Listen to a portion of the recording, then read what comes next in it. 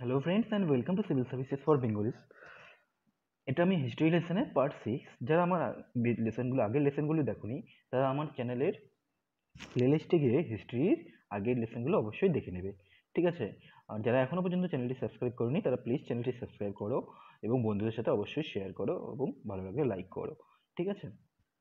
তো আগে গত সপ্তাহে আমি চন্দ্রগুপ্ত মৌর্য সম্বন্ধে পড়িয়েছিলাম, বৌদ্ধ ধর্ম বা অন্য যা যা রাজত্ব ছিল ওই সময়ে সবকিছু পড়িয়েছিলাম। তো আজকে শুরু করব বিন্দুসারের রাজত্বকাল।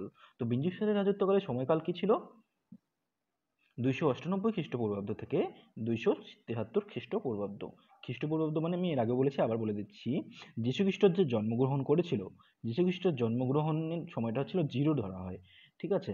তো যীশুখ্রিস্টের সময়টাকে যদি জিরো ধরি, তো জিরোর আগে যেই সময়কালগুলো আছে সেগুলোকে বলা হতো খ্রিস্টপূর্বাব্দ, আর জিরো পরে যে সময়কালগুলো আছে সেগুলোকে বলা হয় খ্রিস্টাব্দ। যেমন এখন 2020, ঠিক আছে? 2020 তাহলে যীশুখ্রিস্ট জন্মগ্রহণ করেছিল তো আজ থেকে 2020 বছর আগে, তাই এটা 2020 খ্রিস্টাব্দ।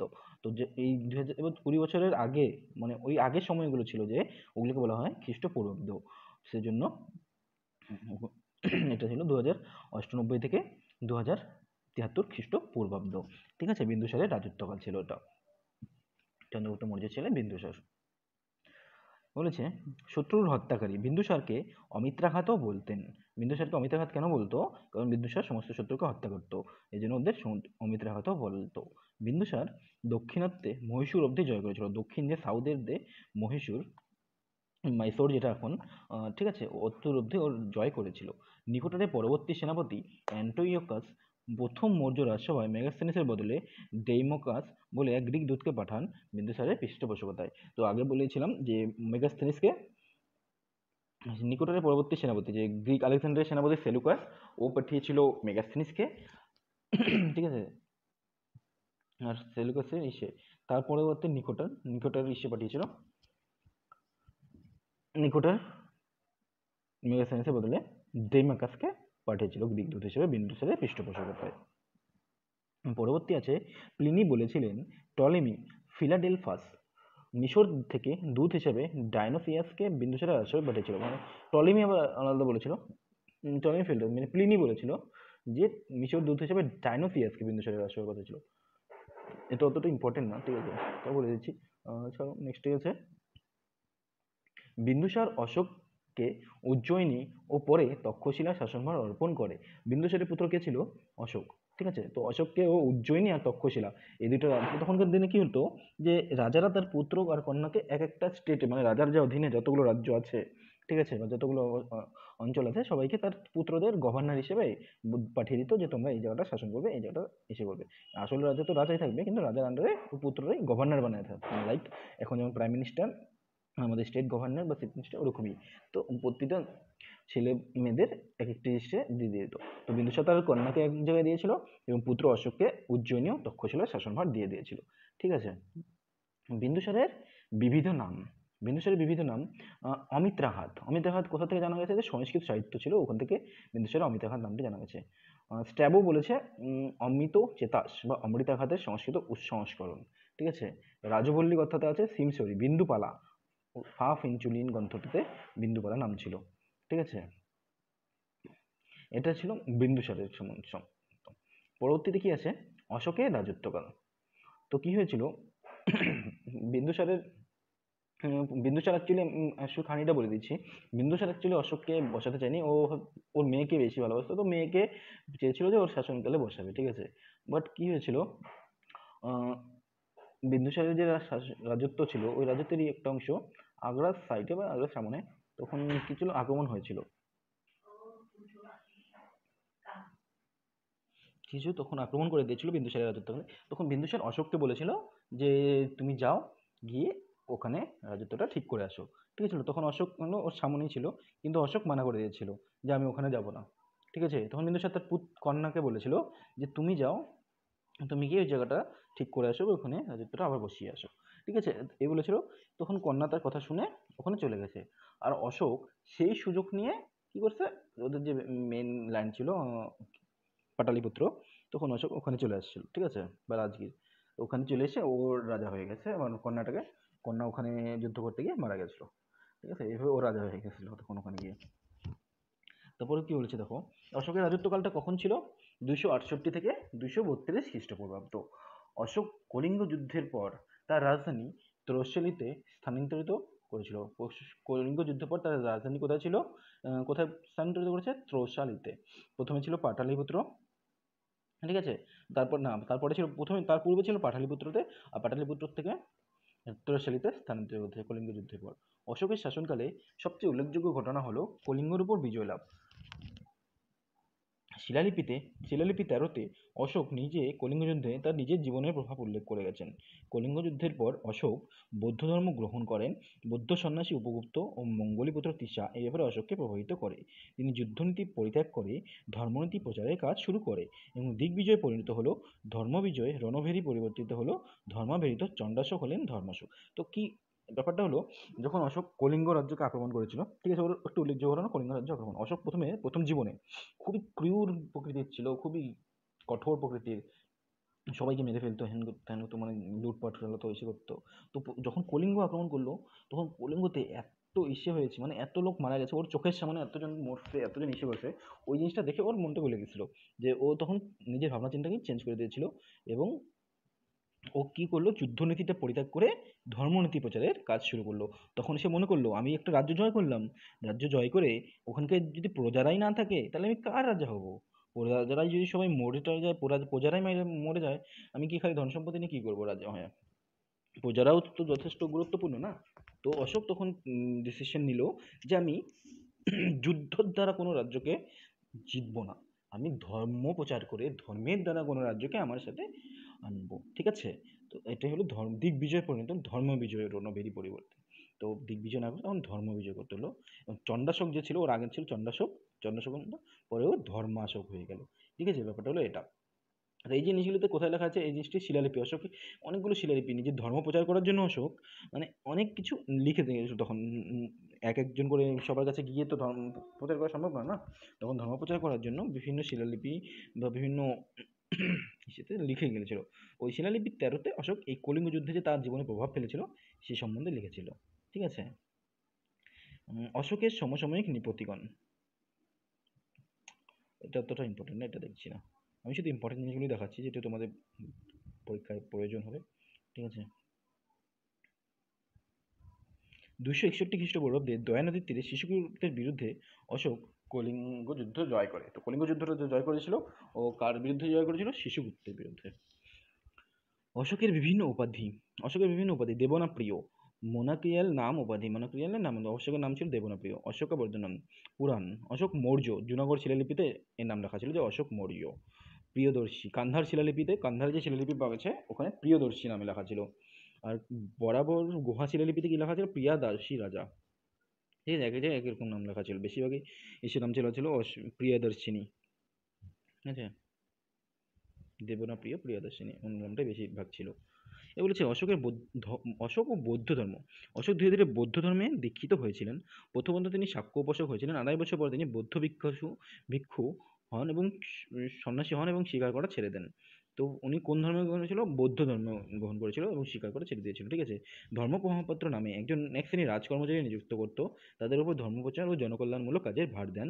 সারনাথ, বোধগয়া প্রভৃতি জায়গায় অশোক ধর্মযাত্রা করেন। তো কি করেছিল অশোক? যে সবাইকে যে এত ধর্মটা বলতে পারবে না, সবাই এতজন মানুষের কাছে সে যেতে পারবে না, ওর ধর্ম সম্বন্ধে বলতে যেতে পারবে না। তো উনি একজন মানে ধর্ম মহাপাত্র এই নামে এক শ্রেণীর রাজকর্মচারী নিযুক্ত করলো, যে তোমরা গিয়ে এই সব জায়গায় যাবে, গিয়ে এই ধর্মগুলো প্রচার করবে, কোনটা কি করতে হয় সে, ঠিক আছে, সব সম্বন্ধে প্রচার করবে। ওইটা হলো ধর্ম মহাপাত্র, এক শ্রেণীর রাজকর্মচারী, এটা অশোক নিযুক্ত করেছিল, ঠিক আছে? তারপর বললো যে পুত্র মহেন্দ্র ও কন্যা সংঘমিত্রাকে অশোক শ্রীলঙ্কা বা সিংহলে পাঠিয়েছিলেন, ঠিক আছে? যারা সেখানে বৌদ্ধবৃক্ষের চারা বপন করেছিল। শ্রীলঙ্কাতে বৌদ্ধ ধর্ম ছিল না, তো তখন কি করেছিল, পুত্র অশোক তার ছেলে মহেন্দ্র আর মেয়ে সংঘমিত্রাকে শ্রীলঙ্কাকে পাঠিয়েছিল। কিসের জন্য পাঠিয়েছিল? যাতে ওখানে তারা বৌদ্ধ ধর্মটা প্রচার করতে পারে, এবং শ্রীলঙ্কাতে তারাই প্রথম বৌদ্ধ বৃক্ষের চারা বপন করেছিল। বৌদ্ধ ধর্মাবলম্বীদের মধ্যে মতবিরোধ দূর করার জন্য রাজধানী পাটালিপুত্রে অশোক তৃতীয় বৌদ্ধ সমাবেশ আহ্বান করেছিলেন। তো এটাও ইম্পর্টেন্ট প্রশ্ন যে তৃতীয় বৌদ্ধ সমাবেশ কে কে আহ্বান করেছিল? অশোক। আর কোথায় আহ্বান করেছিল? পাটালিপুত্রে। অশোক কারণ বৌদ্ধ ধর্মাবলম্বীদের নিজেদের মধ্যে যেন কোনো রকম মতভেদ না থাকে, কোনো কিছু না থাকে, মতবিরোধ না থাকে, সবাই একত্র থাকতে পারে, সেজন্য অশোক এই ধর্ম সমাবেশটি আয়োজন করেছিল কোথায়? পাটালিপুত্রে। ঠিক আছে, আর সেটি কততম বৌদ্ধ সমাবেশ ছিল? তৃতীয় বৌদ্ধ সমাবেশ। পরবর্তীতে কি আছে দেখি, অশোকের ধর্ম। অশোক মূল ধর্ম সামাজিক ক্রম সংকলন করা, এবং বলা হতো যে মানুষজন ভালো ব্যবহার করলে তাদের স্বর্গপ্রাপ্তি হয়। তিনি কখনোই বলেননি যে নির্বাণ লাভ করতে হবে, যেটা বৌদ্ধ ধর্মের মূল লক্ষ্য। বৌদ্ধ ধর্মের মূল লক্ষ্য ছিল যে ধর্ম করে নির্বাণ লাভ করে, মুক্তি পাবে জীবনের থেকে। তো উনি বলতো যে মানুষ স্বর্গে যেতে পারবে, ভালো ভালো কাজ করবে, ধর্ম পথে চললে স্বর্গে থাকতে পারবে, এরকম অশোকের এটা ছিল। ঠিক আছে, অশোকের ধর্ম বিভিন্ন অনুশাসনে উল্লেখ করা আছে, এবং সেগুলি হচ্ছে কী কী ছিল, যে পিতামাতার প্রতি শ্রদ্ধা, গুরুজন ও সাধুজন সজ্জনের উপর নিষ্ঠা, অহিংসা, সত্যতা, পশু আহিত পশু বলির উপর নিষেধাজ্ঞা জারি করা, অর্থহীন অনুষ্ঠান জন্য উৎসাহী সমাবেশের উপরেও নিষেধাজ্ঞা জারি করেছিল। ঠিক আছে, ভৃত্যের সাথে মনিবের এবং আসামিদের সাথে সরকারি কর্মকর্তার মনুষ্যত্বপূর্ণ ব্যবহার করতে হবে, যুদ্ধ ত্যাগ করে ধর্মপ্রচার করে বিজয় লাভ করতে হবে। এগুলো অশোক ধর্মপ্রচার করেছিল, যে পিতামাতার উপরে ভালো ব্যবহার করতে হবে, পশু বলি চলবে না, কোনো রকম অর্থ দিয়ে পূজা অর্চনা এগুলো চলবে না। ঠিক আছে, তারপরে ভৃত্যের সাথে মনিবের, আসামের সাথে সরকারি মানে চাকর বাকরদের সাথে মালিকদের ভালো ব্যবহার করা, আসামি সরকারের সাথে মানুষের মতো ব্যবহার করা, অমানুষের মতো পশুর মতো আচরণ না করা। ঠিক আছে, তারপরে যুদ্ধ না করে ধর্ম প্রচার করে বিজয় লাভ করা, যেটা অশোকের ইসে ছিল, বাণী ছিল। অশোক কান্ধার শিলালিপি থেকে অশোকের ধর্মনীতির সাফল্য সম্বন্ধে জানা যায়, কারণ শিকারী ও মৎস্যজীবীরা যথাক্রমে পশু পাখি মৎস্য শিকার বন্ধ করে কৃষিকার্য শুরু করে। ঠিক আছে, এটা কান্ধার শিলালিপিতে জানা গেছে যে যারা শিকারী ছিল, অশোক তো এগুলো বন্ধ করে দিয়েছে, তো ওরা পশু পাখি মৎস্য শিকার এগুলো বন্ধ করে কৃষিকাজ করা শুরু করছিল। তো অশোকের মৃত্যুর পর মৌর্য সাম্রাজ্য পূর্ব ও পশ্চিম এই দুই ভাগে বিভক্ত হয়ে গেছিল। অশোক যখন মারা গেছিল তার মৃত্যুর পর মৌর্য সাম্রাজ্যকে দুভাগে ভাগ হয়ে গেছে। ঠিক আছে, অ্যাকচুয়ালি মৌর্য সাম্রাজ্যের পতন অশোকের সময় থেকেই শুরু হয়ে গেছিল, যেটা আমরা পরবর্তীতে আরও জানবো। 187 খ্রিস্টপূর্বাব্দে মৌর্য সম্রাট বৃহদত্তকে হত্যা করে তার ব্রাহ্মণ সেনাপতি পুষ্যমিত্র সিংহাসনে বসেন। তো মৌর্য মৌর্য বংশের শেষ শেষ সম্রাট কে ছিল, বা শেষ সম্রাট বৃহদত্ত। ঠিক আছে, বৃহদত্তকে তার নিজেরই সেনাপতি, তখন সময় দেখা যায় এখন রাজা আমার দুর্বল আছে, এখন আমি ওকে মাইরা আমি নিজের রাজ্য নিজে রাজা হতে পারবো, এই করে পুষ্যমিত্র শুঙ্গ যে ছিল ওর সেনাপতি, তাকে মেরে তার সিংহাসন অধিকার করে এবং গৌরবময় যুগের অবসান ঘটায়, মৌর্য বংশের অবসান ঘটায়। শুরু কি হয়? শুঙ্গ বংশের শাসন শুরু হয়। এগুলো এগুলো ইম্পর্টেন্ট পড়ে নেবে। অশোকের বিবিধ শিলালিপি বিশেষত কোন শিলালিপিতে কী কী ছিল। প্রথম শিলালিপিতে ছিল পশু হত্যা নিষিদ্ধ। দ্বিতীয় শিলালিপিতে ছিল চোল, পরদয়া, সত্যপুত্র, কেরলপুত্রের বংশ নিয়ে উল্লেখ আছে। মানে 14টি কতগুলি শিলালিপি করেছে? চতুর্দশ, হ্যাঁ 14টি শিলালিপি ছিল মোট। তো ওগুলোতে বিভিন্ন ব্যাপারে উনি বর্ণনা করে গেছে। ঠিক আছে, পরবর্তীতে দেখি মৌর্য শাসন ব্যবস্থা। এই যে মৌর্য বংশ ছিল, ওদের শাসন ব্যবস্থাটা কি প্রক্রিয়ার ছিল চলতো। ঠিক আছে, তো কেন্দ্রীয় শাসন ব্যবস্থা, রাজতন্ত্রের ব্যাপারে কৌটিল্য সহায়তা করতেন। কৌটিল্য বা চাণক্য যে ছিল, তিনি রাজতন্ত্রের ব্যাপারে সহায়তা, কীভাবে রাজ্যকে চালাতে হবে, কী করতে হবে, সব সাহায্য সব তিনি সহায়তা করতেন। তিনি রাজাকে সর্বদাই মন্ত্রীর পরামর্শ নিয়ে চলতে বলতেন। তো মানে কৌটিল্য বলতো যে রাজাকে সর্বদা মন্ত্রীর পরামর্শ নিয়ে চলতে। ঠিক আছে, তাহলে রাজা ভালো হবে। আর মন্ত্রীদের সংগঠনকে কি বলা হতো তখন? মন্ত্রী পরিষদ। যখন অনেকগুলো মন্ত্রী একসাথে থাকাকে বলা হতো মন্ত্রী পরিষদ। এরা রাজাকে শাসন কার্যের জন্য সহায়তা করতো। মন্ত্রীদের মধ্যে উল্লেখযোগ্য কে কে ছিল? পুরোহিত, মহামন্ত্রী, সেনাপতি, মন্ত্রিমণ্ডল। যখন আমাদের এখন কি থাকে ক্যাবিনেট মিনিস্টার্স, মানে ওর যত মন্ত্রিমণ্ডল আছে ওরকম তখনও ছিল, যে পুরোহিত, মহামন্ত্রী, সেনাপতি, যুবরাজ, অমর্ত্য। ঠিক আছে, এরকম সব কিছু তখন ছিল। এদের নির্বাচন পদ্ধতি কৌটিল্যই ঠিক করে দিয়েছিলেন, কীভাবে কাকে নির্বাচন করতে হবে। কৌটিল্য একটি উল্লেখযোগ্য ছিল, ওখানে খুব সব কিছু করেছিল মৌর্য বংশের প্রতিষ্ঠার জন্য। রাজস্ব বিভাগ, সমাহতা ছিলেন রাজস্ব বিভাগের প্রধান। তিনি সমস্ত রকমের রাজস্ব সংগ্রহের দায়িত্ব ছিলেন। রাজস্ব সংগ্রহের দায়িত্ব যাকে দিয়েছিল তিনি ছিল সমাহতা। ঠিক আছে, মৌর্য বংশে রাজস্ব বিষয়কে দেখতো সমাহতা। সন্নিধাতা ছিল রাজ্যের কোষাগার ও বিভিন্ন গুদামঘরের মুখ্য তত্ত্বাবধায়ক বা সুপারভাইজার বলে যাকে। সন্নিধাতা ছিল বিভিন্ন ইসের মুখ্য তত্ত্বাবধায়ক। ঠিক আছে, ব্যবসা বাণিজ্য শিল্প, ব্যবসা বাণিজ্য, দ্রব্য শুল্ক, বৈদেশিক সম্পর্ক, ওজন পরিমাপ, অধ্যাকোষ নামক আধিকারিকদের, মানে ব্যবসা বাণিজ্য যারা দেখতো তাদের অধ্যাকোষ বলা হতো। ঠিক আছে, আইন ব্যবস্থা যারা দেখতো, ঠিক আছে, সুপ্রিম কোর্ট ছিল মৌর্য রাজধানীতে, সুপ্রিম কোর্টের মতো একটা আইন ব্যবস্থা যারা দেখতো তাদের বলা হতো ধর্ম অধিকারী। ঠিক আছে, এগুলো সব ইম্পর্টেন্ট। এবং অন্যান্য অর্ধস্থান কোর্টগুলি অমর্ত্য নামক অধিকারী এরা দেখতেন। অমর্ত্য যারা ভিতরের কোর্টগুলো যারা ছিল তারা অমর্ত্য দেখতো। প্রাদেশিক স্থানীয় শাসন ব্যবস্থা। মৌর্য সম্রাট চারটি প্রদেশে বিভক্ত ছিল, মানে মৌর্য একটা তখনকার দিনের মধ্যে দেশ, ঠিক আছে, তো ওদের চারটা ভাগে ভাগ করা ছিল। এটা হলো মৌর্য দেশ মেন, ওখানে চারটি ভাগে ভাগ করেছিল, ঠিক আছে। তো ওর দেশটিকে চারটি ভাগে ভাগ করেছিল, মেন তো ওই ছিল, ঠিক আছে। ওর কী কী ছিল? তক্ষশিলা, তক্ষশিলা, উজ্জয়িনী, তারপরে সুবর্ণগিরি, তারপরে কলিঙ্গ, ঠিক আছে। চারটি ভাগে ভাগ করে রেখেছিল। বলতো প্রদেশের শাসনকর্তারা রাজবংশ থেকে হতো। এই যে চারটি ছিল, ওদের শাসনকর্তা বেশিরভাগ রাজবংশ থেকে হতো। বললাম না যে ছেলেদের মেয়েদের বা ভাইয়ের ছেলেদের পাঠিয়ে দিত আর গভর্নর বানিয়ে দিত, তো ওরকমই ছিল প্রদেশের শাসনকর্তারা। রাজুক জেলা শাসন ব্যবস্থা দেখতেন, জেলা শাসন ব্যবস্থা দেখতো। তার মানে এখন যেমন ডিস্ট্রিক্ট ম্যাজিস্ট্রেট একটি জেলা শাসন ব্যবস্থা দেখে, তখন কে দেখতো? রাজুক। তখনকার জিনিসটা মনে হতো রাজুক। গ্রামণী গ্রামের শাসন ব্যবস্থা দেখতো, গ্রামগুলো গ্রাম প্রধান যেরকম থাকতো আগে, এখন প্রধান যেমন পঞ্চায়েত থাকে, প্রধান থাকে, তখন কিন্তু গ্রামীণ গ্রামীণ গ্রামের শাসন ব্যবস্থা দেখতো। গ্রামীণের প্রধান ছিলেন গোপা নামক অধিকারী, আর প্রধানকে বলা হতো গোপা। পঞ্চায়েত যেমন পঞ্চায়েতদের গ্রামীণী বলা হতো, আর প্রধান যে ছিল তাদের গোপা নামে অধিকারী বলা হতো। যেমন 10-15টা গ্রামের প্রধান, সেম ভাবে এখন যেরকম আছে।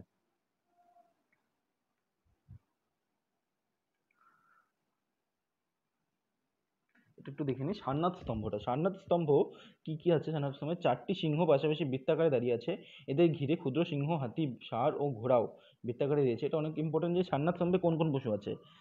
60টি সিংহ তো আছেই, এদের ঘিরে আরো ক্ষুদ্র সিংহ, হাতি, ষাঁড় এবং ঘোড়া বৃত্তাকারে দাঁড়িয়ে আছে গোলভাবে। টাকার মধ্যে যে অশোক স্তম্ভটা দেখো ওটাই, ঠিক আছে। অশোক ও তার পুত্র দশরথ বরাবর পাহাড় অজিতকে উপহার দিয়েছিল। বরাবর পাহাড় মধ্যযুগীয় স্থাপত্য শিল্পের নিদর্শন, ঠিক আছে। স্টিল বানানোর পদ্ধতি ও প্রসারণ মৌর্যরাই করেছিল, এটি সম্ভাবনা আছে, মানে অতটা ইম্পর্টেন্ট না স্টিল বানানো করেছিল। তো নেক্সট পরবর্তীতে আসছি মৌর্য সাম্রাজ্যের পতনের কারণ। মৌর্য সাম্রাজ্যের পতনের কারণগুলি কী কী ছিল? এটাও ইম্পর্টেন্ট, অনেক পরীক্ষায় আছে, মেন্সে আসবে।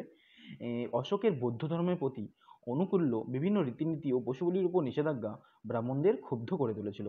অশোক যে সব পশু হত্যা বন্ধ করে দিয়েছিল, তারপরে বেশিরভাগই বৌদ্ধ ধর্ম, অশোক বৌদ্ধ ধর্ম গ্রহণ করেছিল, আর বৌদ্ধ ধর্ম গ্রহণ করাতে ব্রাহ্মণ যারা ছিল তখনকার দিনে, ব্রাহ্মণদের খুব পশু বলি, পুজোর যে কোনো অনুষ্ঠানে পশু বলি দেওয়া যাবে না, কিছু করা যাবে না, তো এগুলো কি করেছিল? ব্রাহ্মণদের খুব ক্রুদ্ধ করে দিয়েছিল, আর ব্রাহ্মণদের জায়গাটা তখন ছিল খুব উপরে, ঠিক আছে। এই জন্যই যে তারা পুষ্যমিত্র সঙ্গের নেতৃত্বে, পুষ্যমিত্র সঙ্গ নিজে একজন ব্রাহ্মণ ছিল, যে সেনাপতি ছিল অশোকের, বৃহদত্তের সেনাপতি, ওর নেতৃত্বে ব্রাহ্মণরাই প্রথমে বিদ্রোহ ঘোষণা করেছিলেন। দুর্বল বংশধর ছিল। সাম্রাজ্য বিভাগ অশোকের পর এগুলি মৌর্য সাম্রাজ্যের পতন কারণকে ত্বরান্বিত করেছিল। অশোকের মৃত্যুর পর দুই ভাগে ভাগ হয়ে গেছিল সাম্রাজ্যটা, ঠিক আছে। আর যারা বংশধর ছিল তারা অতটা ভালো ছিল না, ভালোভাবে রাজ শাসন চালাতে পারতো না, খুব দুর্বল প্রকৃতির ছিল, ঠিক আছে। এটাই মৌর্য সাম্রাজ্যের পতনকে আরো কি করেছিল? ত্বরান্বিত করেছিল।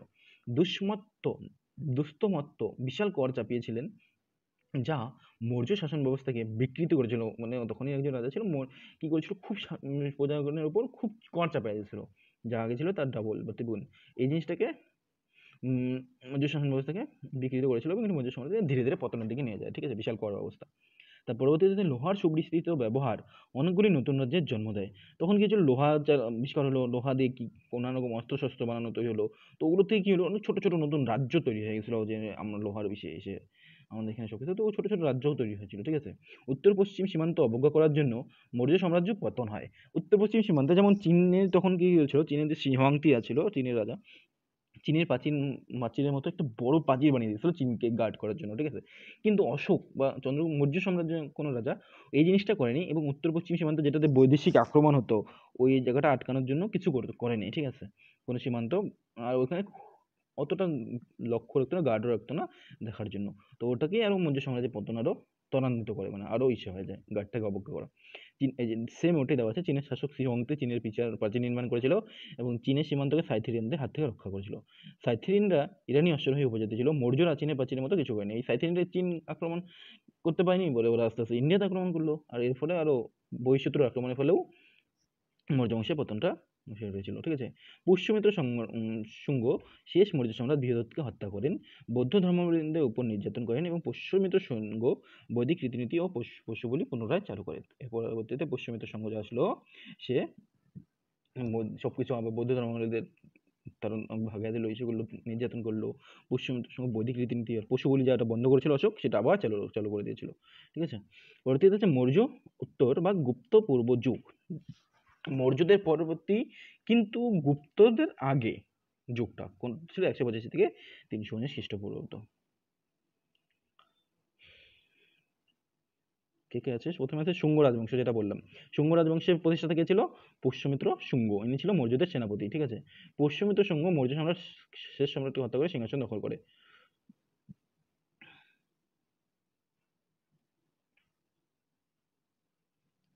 পুষ্যমিত্র শুঙ্গ কলিঙ্গ রাজ্যে খারবেলা বিরুদ্ধে যুদ্ধ ঘোষণা করেছিল।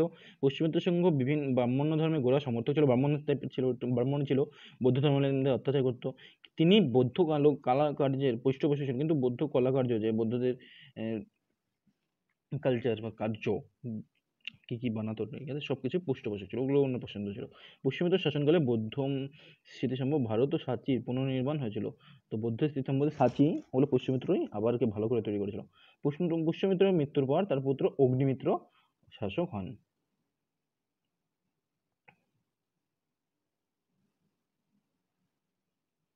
আর শেষ শুঙ্গ শাসক ছিল দেবভূতি। দেবভূতিকে তার মন্ত্রী কাম্ব হত্যা করে কাম্ব রাজবংশের সূচনা করেন। তখনকার দিনে এইসবই হতো, যখনই দেখতো রাজা একটু দুর্বল হয়ে গেলো, এসে গেলো, মন্ত্রী বা সেনাপতি তারা নিজেরাই ওদের মেরে নিজেরাই আবার রাজ্য শুরু করে দিত। ঠিক আছে, সেম কাম্ব রাজবংশ এরকমই দেবভূতি নামে ওর মন্ত্রী, দেবভূতি যে শুঙ্গ শেষ শাসক ছিল তাকে তার মন্ত্রী বাসুদেব কাম্ব হত্যা করে কোন বংশের সূচনা করলো? কাম্ব রাজবংশের সূচনা করলো। এই কাম্ব রাজবংশ 45 বছর শাসন করেছিল। কাম্ব বংশের পর তারপরে সাতবাহনরা এসে এদের স্থান অধিকার করে। কাম্ব রাজবংশের পর সাতবাহন আসছিল। এবং সাতবাহনের পর মগধে গুপ্ত সাম্রাজ্যের সূচনা হয়।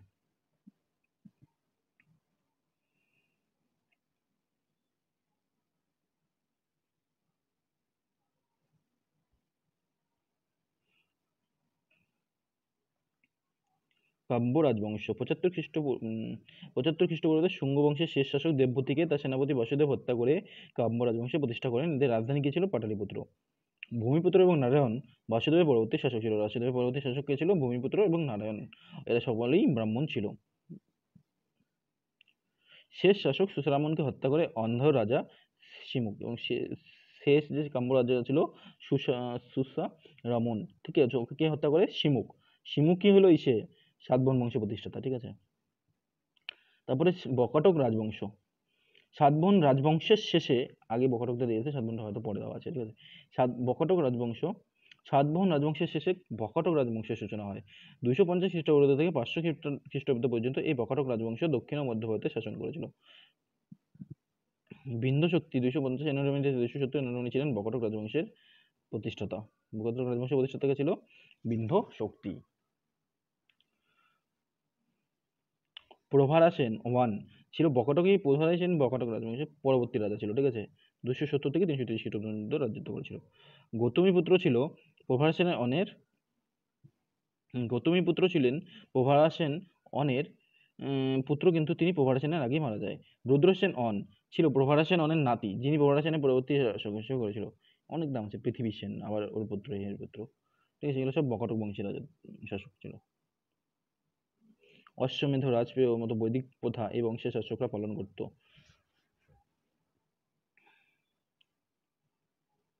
নেক্সট দেখি সাতবাহন। দক্ষিণাত্যে সাতবাহনরা তাদের স্বাধীন শাসন প্রতিষ্ঠা করেন মৌর্য সাম্রাজ্যের পতনের পর। মৌর্য সাম্রাজ্যের পতনের পর একটা বড় রাজত্ব কি ছিল? সাতবাহন রাজবংশ। ঠিক আছে, সাতবাহনদের রাজত্ব 450 বছর ধরে ছিল এবং এরা অন্ধ্র বলেও পরিচিত ছিল। এদের রাজধানী ছিল পৈঠান, গোদাবরী নদীর তীরে। সাতবাহন বংশের প্রতিষ্ঠাতা কে ছিল? যেটা আগে বললাম আমি, শিমুক। শিমুক ছিল সাতবাহন বংশের প্রতিষ্ঠাতা। ঠিক আছে, তারপরে কৃষ্ণ রাজা হন এবং তিনি সাতবাহন সাম্রাজ্যকে পশ্চিমে নাসিক অবধি বিস্তৃত করেন। সাতবাহন রাজবংশের সবচেয়ে বিখ্যাত শাসক, সাতবাহন প্রতিষ্ঠাতা মনে রাখবে শিমুক, এবং বিখ্যাত শাসক কে ছিল? গৌতমীপুত্র সাতকর্ণী, নিজেকে ব্রাহ্মণ বলে ডাকতেন। ঠিক আছে, গৌতমীপুত্র সাতকর্ণী এই সাতবাহন রাজবংশের একটি বিখ্যাত শাসক ছিল। ঠিক আছে, নাসিক শিলালিপিতে ও নানাঘাট শিলালিপি গৌতমীপুত্র সাতকর্ণী বিভিন্ন শক্তি থেকে তুলে ধরেছে। গৌতমীপুত্র সাতকর্ণী সম্বন্ধে আমরা বেশি কোথা থেকে জানতে পারি? নাসিকে যে শিলালিপি পাওয়া গেছে এবং নানাঘাট শিলালিপিতে। ঠিক আছে, তার পুত্র বশিষ্ঠ পুত্র পুলাময়ী মুদ্রা প্রচলন করেছিল। গৌতমীপুত্র সাতকর্ণী বশিষ্ঠ পুত্র পুলময়ী মুদ্রার প্রচলন করেছিল, যেগুলিতে জাহাজের ছবি খোদাই করা আছে। এতে থেকে সাতবাহনে নৌশক্তি ও জাহাজের পরিচালনা করা পাওয়া যায়, যেমন সাতবাহনরা নৌশক্তি ও জাহাজও তখন ছিল তাদের, ঠিক আছে।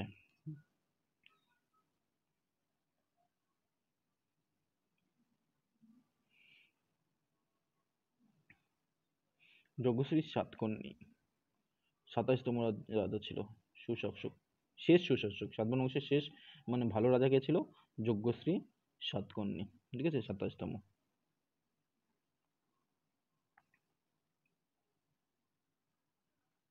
সাতবাহন সাম্রাজ্যের কিছু গুরুত্বপূর্ণ দিক কি, একটু ইম্পর্টেন্ট পড়ে রাখবে। সাতবাহন সাম্রাজ্যের দপ্তর সভা পড়ে প্রকৃত রৌপ্য মুদ্রা প্রবর্তন করে বাণিজ্যের জন্য দস্তা মুদ্রা প্রচার করেছিল।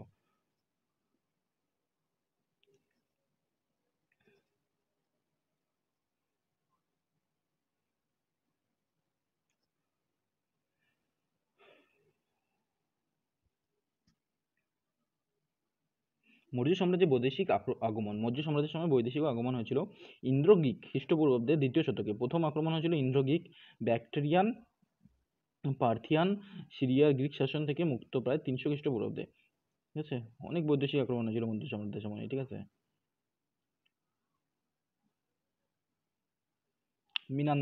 মিনান্দারের রাজধানী ছিল শিয়ালকোটে এবং তিনি বৌদ্ধ ধর্মের পৃষ্ঠপোষক ছিলেন। বৌদ্ধ ধর্মের ধর্মাচার্য নাগসেন মিনান্দারের প্রশ্নোত্তর সম্পূর্ণ মিলিন্দ পঞ্চহ নামে পরিচিত। মিলিন্দ পঞ্চহ কে রচিত করেছিল? নাগসেন ও মিনান্দার, ঠিক আছে। বৌদ্ধ ধর্মের ধর্মাচার্য নাগসেন ও মিনান্দার প্রশ্নোত্তর সংক্রান্ত মিলিন্দ পঞ্চহ নামে পরিচিত ছিল। শকরাও আক্রমণ করেছিল মৌর্য সাম্রাজ্যের শাসনকালে। গ্রিকদের পর শক গোষ্ঠী ভারতের এক বিস্তীর্ণ অঞ্চলে শাসন করতেন এবং তারা 5টি শাখা ভারত ও আফগানিস্তানের বিভিন্ন অংশে ছড়িয়ে পড়ে। ভারতের গুরুত্বপূর্ণ শক রাজা কে ছিল? রুদ্রদমন। তিনি কেবল সিন্ধু প্রদেশ রাজত্ব করতেন, এর কিছু অঞ্চল সাম্রাজ্যভুক্ত ছিল গুজরাট, কোনকন, মালওয়া, ঠিক আছে। শক এরা সব বৈদেশিক আক্রমণ করছিল যারা মৌর্য সাম্রাজ্যের সময় করেছিল। পল্লব এর পরবর্তীতে আবার কি করেছিল? পল্লব ওরাও বৈদেশিকই ছিল। খ্রিস্টপূর্ব প্রথম শতক থেকে খ্রিস্টাব্দ প্রথম শতক, মানে খ্রিস্টপূর্ব 1 থেকে খ্রিস্টাব্দ 1 পর্যন্ত এদের বৈদেশিক আক্রমণ করেছিল।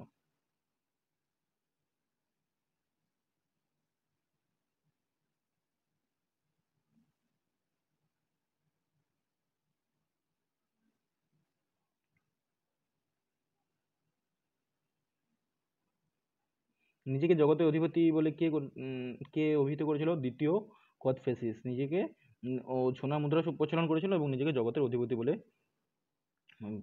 করেছিল যে আমি জগতের অধিপতি। এই ছিল দ্বিতীয় কোদফেসিস, ঠিক আছে। সো ফ্রেন্ডস, আজকে এটুকুই রাখি, এটুকুতে সমাপ্ত করি, বেশি বড় করবো না ভিডিওটা। এর পরবর্তীতে আমরা কনিষ্ক সম্বন্ধে জানবো। কনিষ্ক এবং মথুরা গান্ধার শিল্প রীতি, মথুরা শিল্প রীতি খুবই ইম্পর্টেন্ট, যেগুলো হচ্ছে এগুলোই পরবর্তী লেসনে আমরা আলোচনা করবো, ঠিক আছে। তো থ্যাংক ইউ ফর ওয়াচিং। ভিডিওটি ভালো লাগলে লাইক অবশ্যই করো এবং বন্ধুদের সাথে শেয়ার অবশ্যই করে দেবে। Thank you guys, thanks for watching.